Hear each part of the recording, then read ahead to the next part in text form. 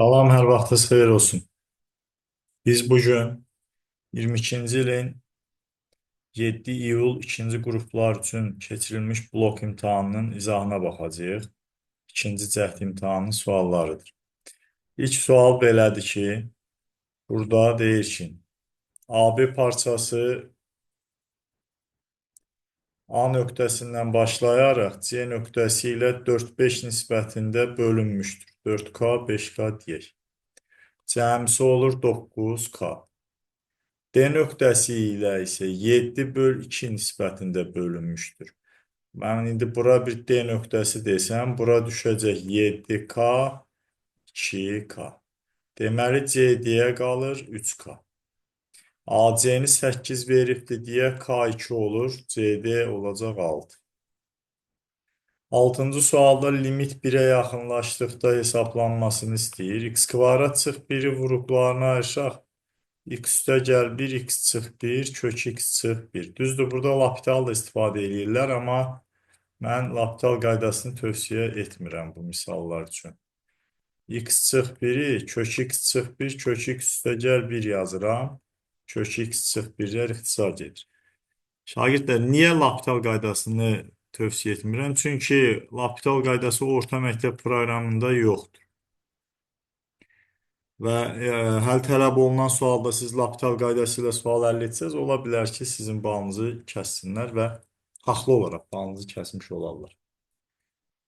Asan qaydadır, rahat misalları rahat həll eləyə bilirik, amma indi qoyulan tələbdə belə. 2 ədəd verib cəmi 56-dır, əkobu 105-dir. Burada əkobun 105 eləməsi deməli 3 vur 5 vur 7 deməkdir. Biz M və N ədədinin sadə vuruqlarının Euler-Venn dairəsini çəksək, M və N-in Euler-Venn dairəsini çəksək. Burada 3, 5, 7 sadə vuruqları əkobudur. Əkob da sadə vuruqların birləşməsinə bərabərdir. Və M üstə gəl N cəmi 56-dır. İndi burada biz məsələn 3 varianta baxacağıq. Məsələn, ortada əbob 3 olsa, onda bura 5, bura 7 düşə bilər. Məsələn, bu eləyir 15 və 21. Bu hal ödəmədi. Məsələn, növbəti bir variant budur ki, ortaya əbobu 5 düşsün, 3, 7 bura düşsün. Burada 15 ilə 35 olacaq. Cəm 56 etmədi. Üçüncü variant odur ki, əbobu 7 olsa, ortaq olmayan vuruqlar 3 və 5 olsa, 21 və 35. Cəm 56 eləyir, deməli, əbobu 7-dir, kiçik ədəd də 21. 7-ci sualda tənliyin köklər cəmi Viet teoreminə əsasən 8 eləyir. Mən buradan 3-ə vursam əgər bu ifadəni 24 alacam. 3x1 üstəgə 5x2 20 etdiyi üçün tərəf-tərəfə çıxsam 2x2 mənfi 4-dür. Tənliyin bir kökün mənfi 2 tapdıq.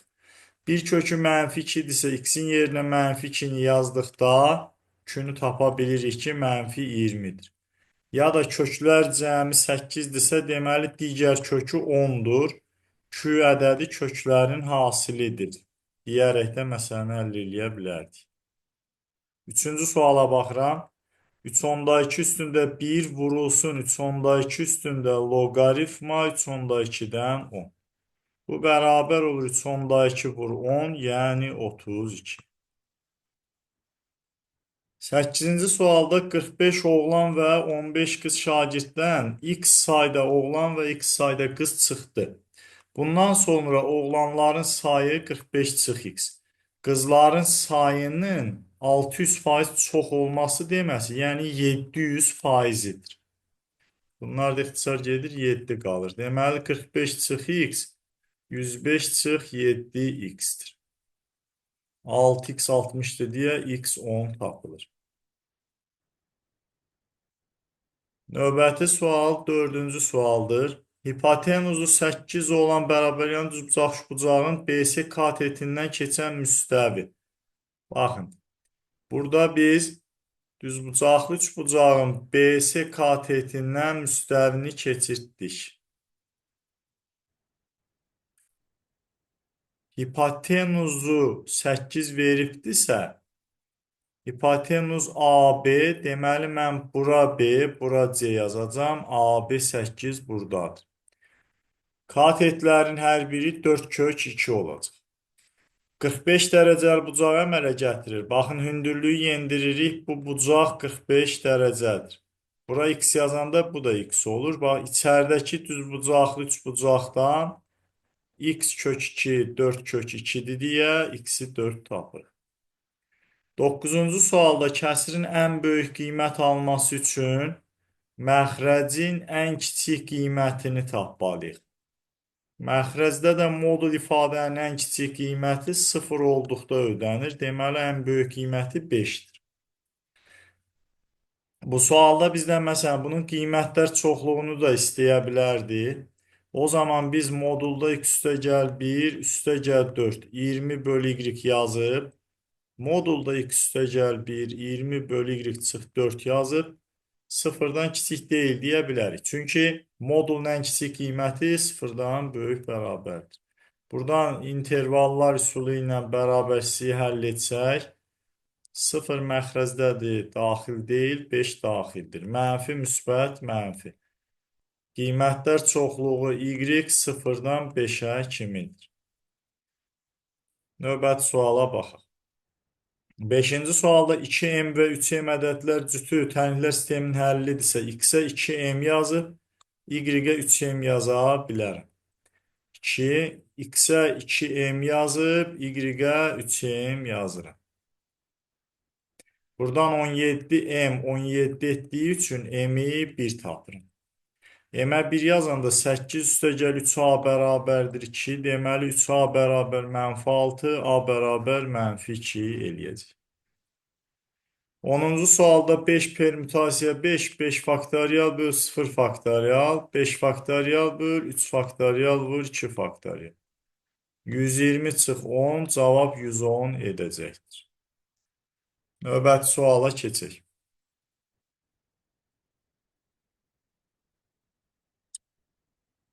11-ci sualda bizdən tələb olunan nədir?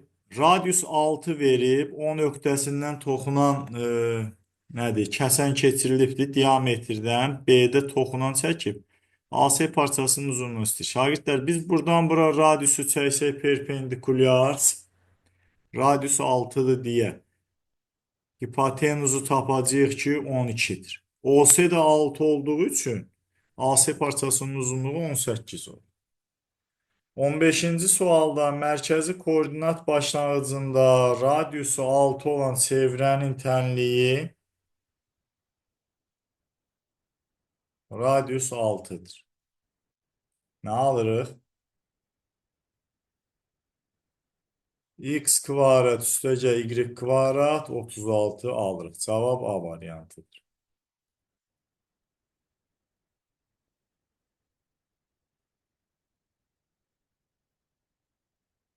12-ci sualda düzbucaqlı üçbucağın katetləri 12 və 16 verilib. Deməli, hipotenuz 20-dir. Hipotenuzu çəkilmiş median 20-nin yarısı, yəni 10-dur. Burada 2-də 1, 2 üstündə mənfi 1 deməkdir. Üstəgəl 2 böyükdür. Kök 2-də 2 üstü 2-də 1 deməkdir. Mənfi x üstəgəl 2, 2-də 1-dən böyükdür. Mənfi x, mənfi 2-də 3-dən böyükdür. X 2-də 3-dən kiçikdir. Doğru cavab A variantı.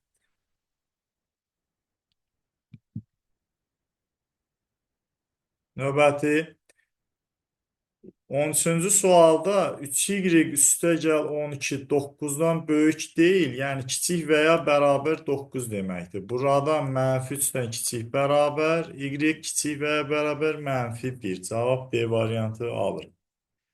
17-ci sualda z-i veribdir, x üstəgəl y kvadrat, 2 vur modul z kök 6x kvadrat üstəgəl y kvadrat 0-a bərabər. Müxtəsəri açsaq əgər burada üstəgəl 2xy üstəgəl 2 kök 6x kvadrat üstəgəl y kvadrat 0. Şagirdlər, bax bu 0-ı biz 0 üstəgəl y vur 0 yazsaq. Burada real hissə bunlardır, real hissə. Rezet deyək. Xəyali hissə isə imzet isə buradır. İndi iki kompleks ədədin bərabərliyi üçün xəyali və həqiqi hissələr uyğun olaraq bərabər olmalıdır. Burada x bərabər 0 ya da y bərabər 0 olmalıdır. Fikir versəniz, y 0-dan kiçik yazıb deyə bu ödəmir. Ona görə həqiqi hissəsi 0 etməlidir.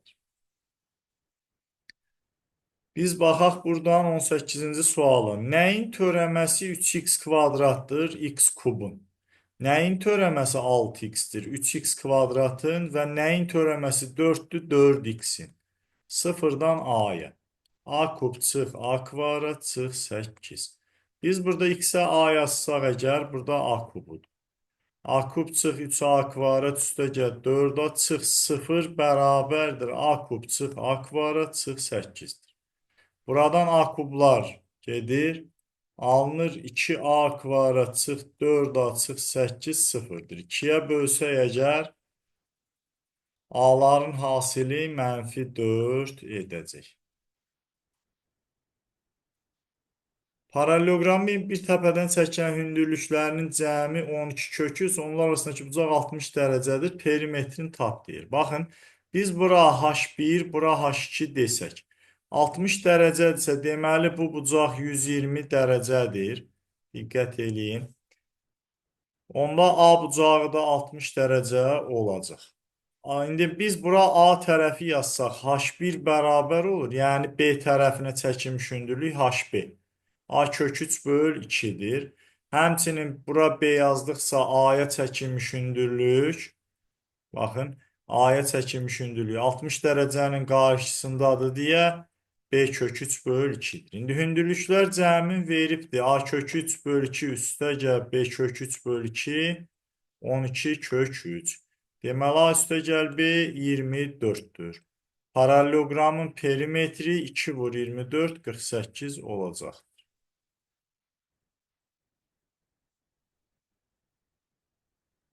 Baxaq 19-cu suala. Düzbucaqlının tərəfləri A və B olsun. Burada deyir ki, tərəflər ətrafında fırlanmasından alınan cisimlərin həcmi. Baxın, biz burada iki variantda baxmalıyıq. Əgər B ətrafında fırladırıqsa, bunu B ətrafında fırladacaqsa, o zaman burada baxın, belə bir silindir yaranır. Baxın, B ətrafında fırladırıq, sanki bu şəkildə fırlandı.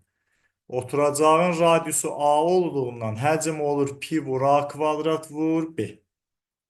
İndi, düz istəyirəm, burada A ətrafında fırlatmışdım şəkildə.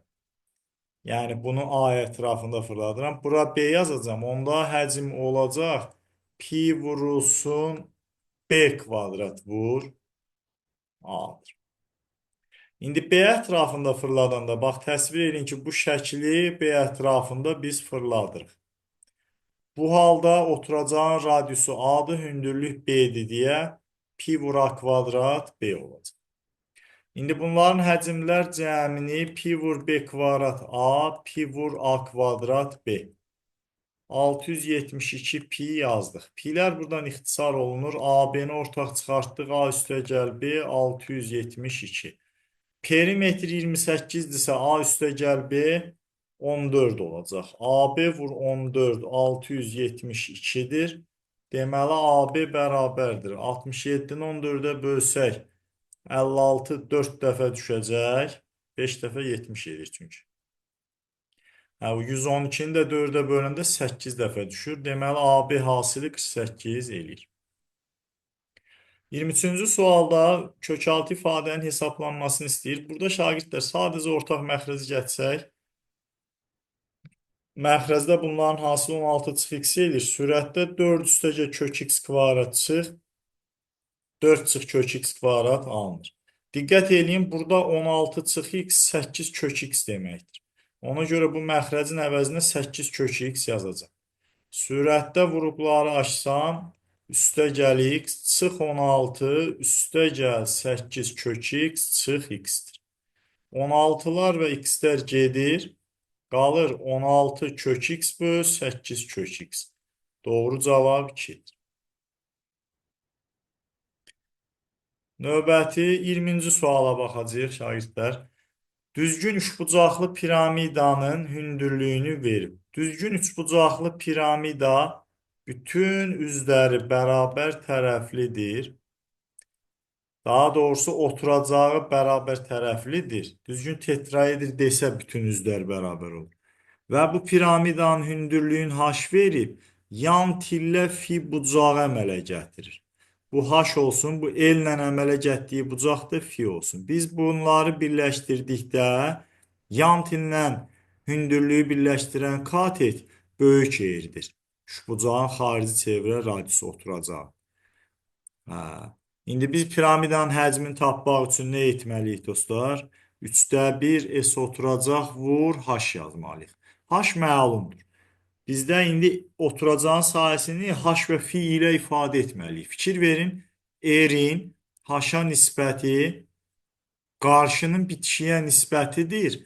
Qarşının bitişiyə nisbətidir. Bu tangens fi deməkdir. Deməli, r bərabərdir h tangens fiyə. Bərabər tərəf üçbucağın tərəfinə A yazanda r A kök 3 böl 3 h tangens fi olacaq. Deməli biz A-nı tapırıq ki A bərabərdir kök 3 vur h tangens fiyə. O zaman oturacağın sahəsi bərabər olur. A kvadratı A kvadrat kök 3 böl 4. Biz bu düsturu gətirib burada yerinə yazsaq, həcm bərabər olacaq. Deməli, 3də 1-ə vururuq. 3-lər ixtisar gedir. 4 kök 3 h kub tangens kvadrat fi olacaqdır. Yəni, doğru cavab A variantındadır. Ümid edirəm, hesablama səhv etmədim. Siz də bir diqqətlə baxarsınız. 24-cü sualda bərabər yan trapesiyanın böyük oturacağın 13 verib. Yan tərəfin kiçik oturacaqla əmələ getdiyi bucaq 150 dərəcədir. Trapesiyanın iti bucağı 30 dərəcə olacaq. Kiçik oturacağı tapmamızı istəyir. Biz hündürlük çəksək əgər, trapesiyanın sahəsini 12 kök 3 veribdir. Burada nə edə bilərik? Biz bura h desək, bura 2h düşəcək, düzdür? Bura 60 dərəcə olduğu üçün h kök 3 alınır. Əgər buradan da hündürlük çəkmiş olsaydıq, o zaman bura h kök 3 qalacaq. Bura isə 13 çıx 2h kök 3 olur. İndi trapesiyanın sahə düsturuna əsasən orta xəttlə hündürlüyün hansını tapırıq? Bərabər yanlı dediyi üçün şagirdlər, bizim bərabər yanlı trapesiyada yaxşı xassəmiz odur ki, hündürlükdən bir tərəfdə qalan böyük hissə orta xəttdir. Yəni, biz h-ı vuracağıq 13 çıx h kök 3-ə bərabərdir 12 kök 3 etməlidir. Buradan biz kvadrat tənlikdən h-ı tapaq. Əgər hesablama səhvi yoxdursa, baxaq görək h neçə eləyəcək. 13h çıx h kvadrat kök 3 bərabərdir 12 kök 3-ə. Deməli, h kvadrat çıx 13h üstə gəl 12 kök 3 bərabərdir 0 alır.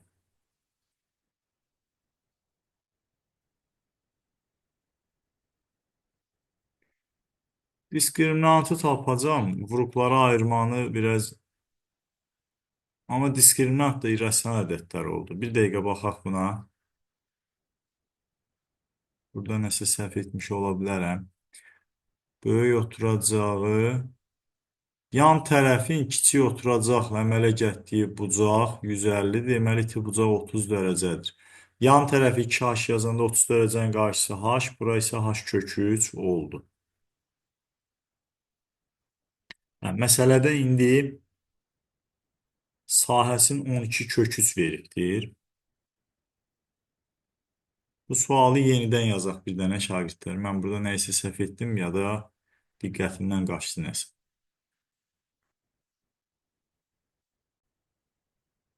Şagirdlər, burada baxın, belə bir iş görək. Mən bu yazdıqlarımda kök 3 ilə kvadrat tənliyi aldım deyə xoşum gəlmədi əldən. Burada belə bir iş görəcəyik. Mən icazənizlə bunu sildim. İşarələmədə elə edək ki, o oturacaqda alınmasın da köküç hündürlükdə alınsın. Şəkli biraz uyğun çəkək. Bura 150 dərəcə, bura 30 dərəcə deyək. Kiçik oturacağa x yazaq, böyük oturacaq 13-dür. İndi biz hündürlüyü çəkməmiş, buradan tutaq ki, yan tərəfə C yazanda və yaxud da baxın belə eləyək. Yan tərəfə yazmayaq da. Buradan da hündürlük çəksək, tutaq ki, bura A yazanda burada A düşür. Bura isə X olur. Burada 60 dərəcənin qarşısı A-dırsa, 30-un qarşısı A böl kök 3 olur. Düzdür? İndi biz bu hissəni 13 çıx A olduğunu görürük. O zaman nə edərik? Orta xətt tapılır ki, 13 çıx A vurulsun hündürlük A böl kök 3'dür. Bərabər 12 kök 3 yazanda baxın. 13 çıx A vurulsun A bərabər 36 aldıq. Bundan əvvəl yazdığım kvadrat tənlikdə də yəqin ki, cavabı alasıydıq. Burada A-nı 4 və 9 alırıq. Diqqət eləyin. 9 olsa əgər 9 9 x mənfi olacaq. Ona görə 9-u götürə bilmirik. 4 olanda x-ə qalacaq 13 çıxılsın 2 dənə 4 cavab 5 eləyəcək. Yəni işarə etmədən asılıdır da məsələnin həlli. Növbəti 25-ci sualda şagirdlər burada ortaq məxrəc 256 seçsəm, birincini 2-yə bölüb vururam. 128, 64, sonra 32, 16. Əslində həndəsizliyini yazmalıyam, amma ədədlər rahatdır deyə elə bu şəkildə yazdım. Bu sual 2017-ci ildə 4-cü qruplarda da istifadə olunur. Məxrəclər eynidir deyə 64 üstəgəl 16 üstəgəl 4 üstəgəl 1 x üstəgəl 1-dir. Birlər buradan getdi, x-i 84 tapdıq. 21-ci sualda biz sinus x-ə bir t desək əgər, 2t kvadrat üstəgəl 5t çıx 3 bərabər 0 alırıq. 2t çıx 1, t üstəgəl 3 bərabər 0. Buradan t bərabər mənfi 3, sinus x mənfi 3-ə bərabər ola bilməz. T bərabər 2-də 1-dirsə, t 2-də 1-dirsə, artıq sinus x bərabər 2-də 1 alırıq. Tənliyin ümumi həlli mənfi 1 üstü k vur arc sinus 2-də 1 üstəgəl pi k olacaq.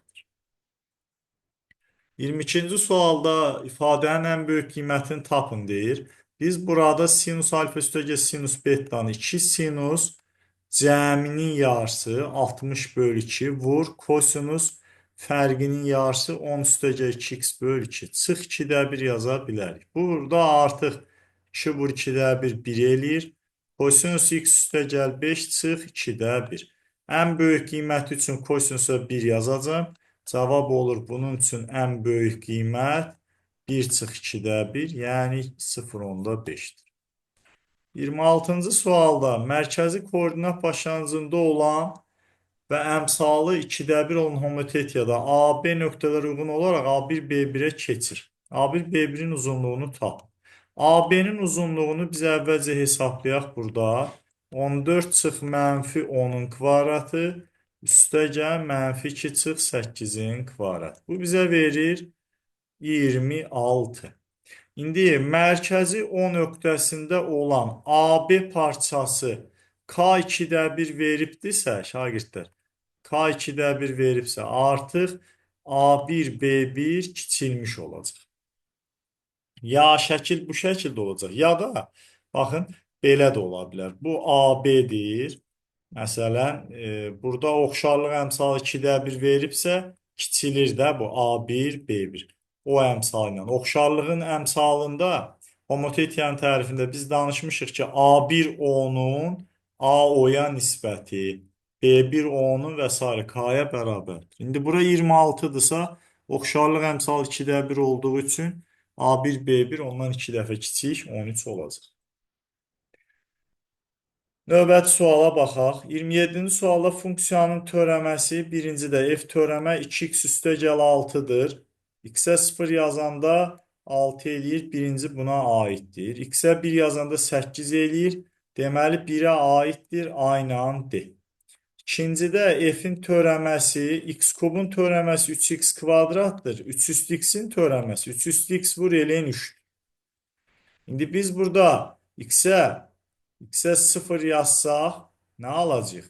Bura 0, bura eln 3. Deməli C variantı 2-yə aiddir. C 2-yə aiddir. 6 eln 3 alına bilən varmı? X-ə 1 yazanda 3 üstə gəl 3 eln 3. Y variantı buna aid deyil. Üçüncüdə isə f törəmə sinusun törəməsi 2 kosinus x, 5x-in törəməsi isə 5-dir. X-ə 0 yazanda kosinus 1 eləyir. Cavab olur B variantı 3-ə aid. 1A, D, 2C, 3 Bakı oldu. Keçək. İsbatı axırda baxacağım, situasiyaya baxaq. Kinoteatrın 224 yerli zalında 14 sıra var. Hər sırada yerlərin sayı özündən sonraki sırada olan yerlərin sayından eyni sayda azdır. Bütün yerlərə sahib biletlər satılmış, 836 manat əldə edilmişdir. 60-ı uşaqlara, qalanı böyüklərə satılmışdır. İlk 3 sırada yerlərin ümumi sayı 15 olarsa, baxın 14 sıra var. Burada ilk 3 sırada A1, A2, A3 eyni fərqlə azalır deyə ədədi silsilədir.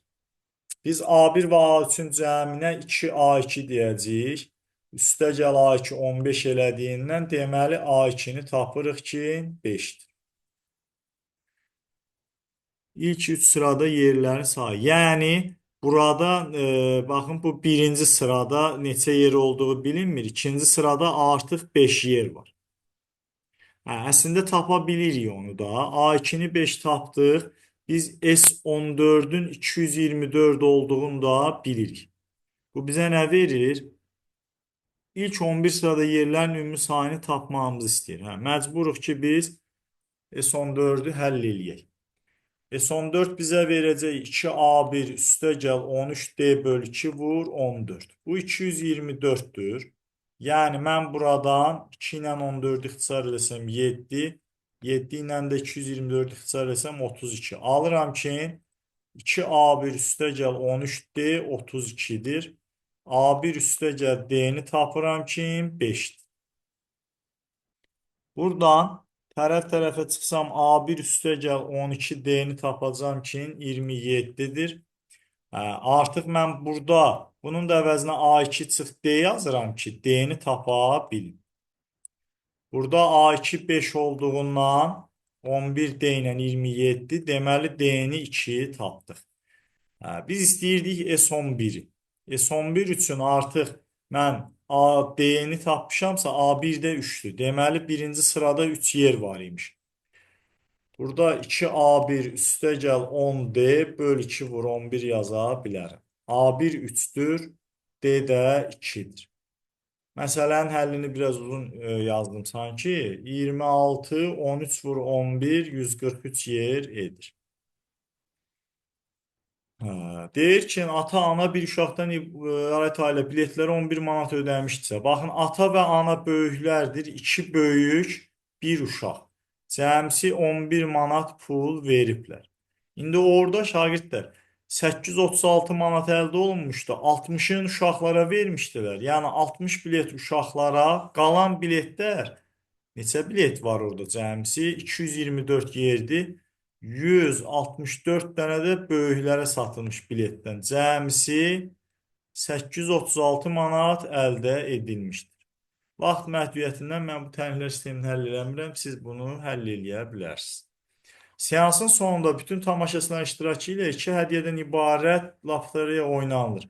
Birinci hədiyyənin uşağa düşmə ehtimalı 224 nəfərdən 60 nəfər uşağı idi. 224-də 60-dır. Birincinin. İkinci hədiyyə artıq 223 nəfərdən 164 olacaq. Bu hadisənin ehtimalı sadələşdirməni mən aparmıram, siz yazarsınız. Gələk sonuncu sual isbat məsələsinə. Şagirdlər, həmin illərdə isbat olmurdu təbii. Mən amma əlavə məşğuliyyət üçün birinci qruplara əsasən birinci qruplara kömək olsun deyə İsbat suallarını soruşuram. Bunun cəmi 180 dərəcədir. Mən burada alfa üstəgəl betaya tangens, üzr istəyirəm, 180 çıx qamma yaza bilərəmmi? Onda tangens alfa üstəgəl beta. Tangens 180 çıx qammaya bərabərdir. Toplama teoreminə əsasən yazacağım tangens alfa üstəgəl tangens beta bölünsün. 1 çıx tangens alfa tangens beta. Bərabərdir mənfi tangens qamma. Çevirmə düsturuna əsas.